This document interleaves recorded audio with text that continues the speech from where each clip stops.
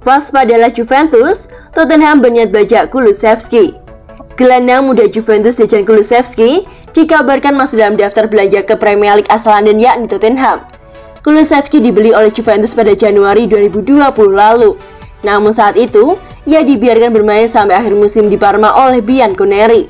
Pada musim 2020-2021, Kulusevski akhirnya merapat ke Juventus. Ia menjalani musim perdananya dengan cukup bagus di Turin. Ia sering dimainkan oleh Andrea Pirlo. Pemain asal Swedia itu pun tampaknya akan jadi gajuan baru Juventus. Akan tetapi pada musim baru ini, nasib Dejan Kulusevski di Juventus tampaknya berubah. Sejauh ini ia tampaknya tak mendapat kepercayaan lebih dari Massimiliano Allegri. Alhasil, spekulasi terkait masa depannya pun mulai bermunculan. Ia disebut-sebut bisa cabut dari Juventus. Bahkan kini dikabarkan ada klub yang disebut siap menampung Kulusevski. Klub tersebut berasal dari Premier League yakni Tottenham. Kabar itu dilansir oleh Mirror. Mereka menyebut Spurs akan berusaha mencabut pemain yang berusia 21 tahun tersebut pada bulan Januari 2021 mendatang. Spurs sendiri disebut-sebut ingin mendatangkan gelandang serang baru karena mereka kekurangan amunisi di sektor tersebut. Sebab sebelumnya, mereka telah kehilangan Steven yang dikabarkan cedera. Sebelumnya, Dejan Kulusevski disarankan untuk pergi saja dari Juventus oleh Eriksen. Ia mengatakan Kulusevski sebaiknya mencari klub baru jika tak kunjung dipercaya oleh Massimiliano Allegri. Saya tidak berpikir ia harus meninggalkan Juve sekarang, tetapi jika ini berlangsung sepanjang musim dan ia duduk di bangku cadangan, maka saya pikir dia harus pergi. Cetusnya pada The Italian Football Podcast via Football Italia. Juga di usianya dengan bakatnya, juga untuk tim nasional Swedia, ia perlu bermain secara teratur. Ia harus banyak bermain. Jika tidak, ia tidak akan menjadi pemain hebat. Kami berharap ia akan menjadi pemain hebat. Seru Eriksen. Dejan Kulusevski sejauh ini sudah tampil sebanyak 54 kali bagi Juventus di semua ajang kompetisi. Saat ini ia masih terikat kontrak dengan Juve sampai tahun 2025. Bagaimana pendapat kalian mengenai Dejan Kulusevski? Tulis pendapat kalian di kolom komentar.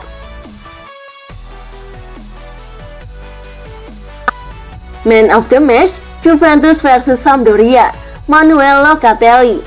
Juventus meraih 3 poin berharga usai menghadapi Sampdoria di laga lanjutan Serie A pada Minggu 26 September 2021 malam waktu Indonesia Barat. Pasukan Massimiliano Allegri tersebut memenangkan pertandingan dengan skor tipis 3-2. Pertandingan berlangsung sengit. Sejak awal permainan, Juve sudah melakukan serangan sporadis ke wilayah pertahanan Sampdoria.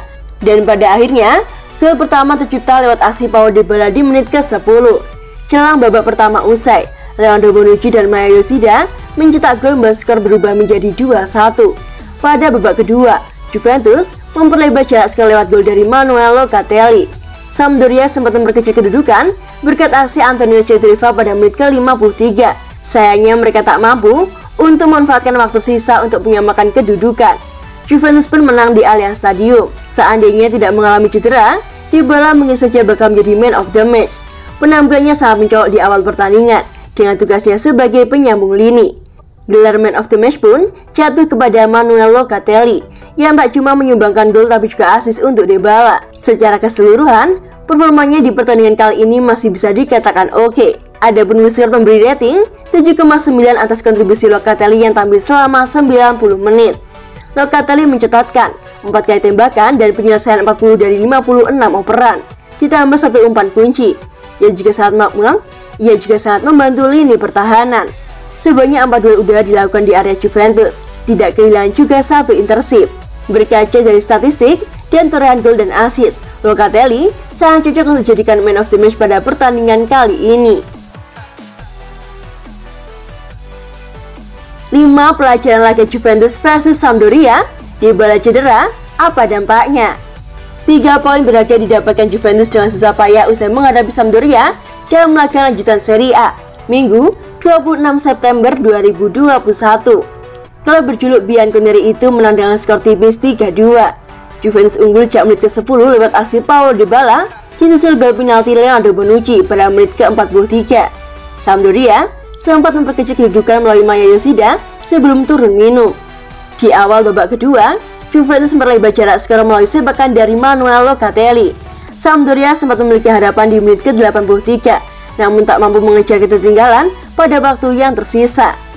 Ada 5 pelajaran penting yang bisa dipetik dari kemenangan Juventus atas Sampdoria. Paulo Dybala cedera, apa efeknya untuk Juventus?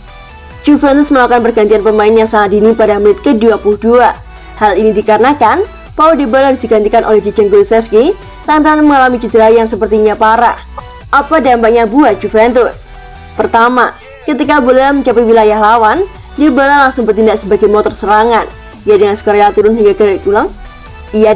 turun hingga ke garis tengah demi menjemput bola.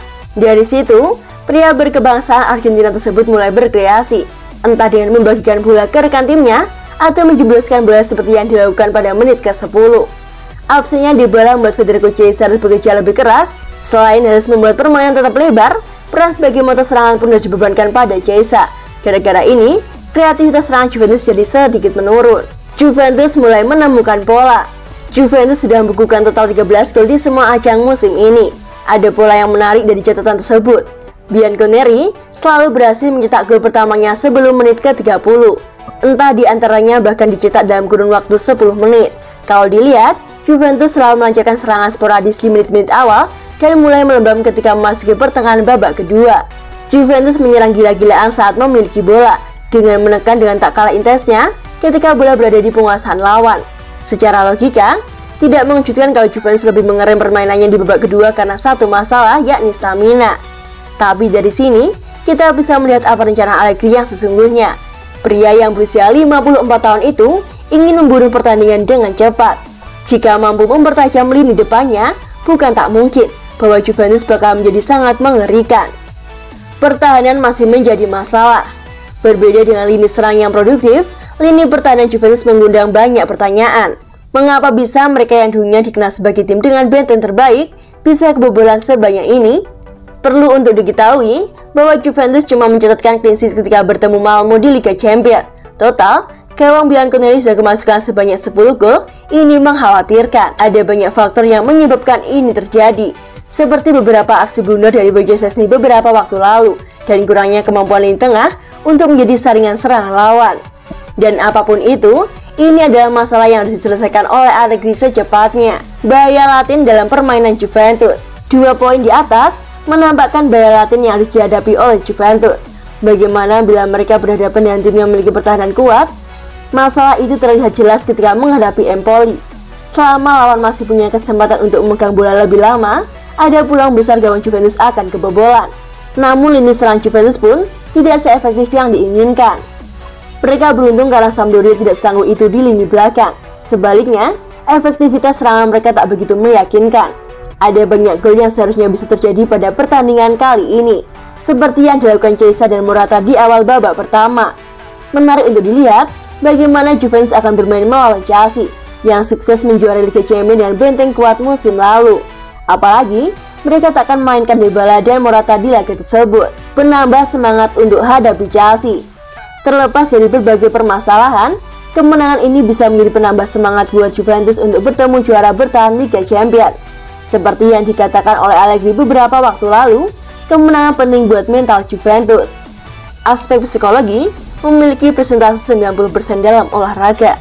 Sebab saat Anda melakukan kesalahan individu seperti yang kami lakukan pada musim ini, itu membuat kami melihat semua hal dengan cara negatif. Tuturnya kepada Sport Media usai laga melawan Malmo. 2 kemenangan atas Spezia dan Sampdoria bisa menjadi modal penting buat Juventus untuk melakukan ini. Menang dan membuktikan kepada dunia bahwa mereka tidak seburuk yang dibayangkan.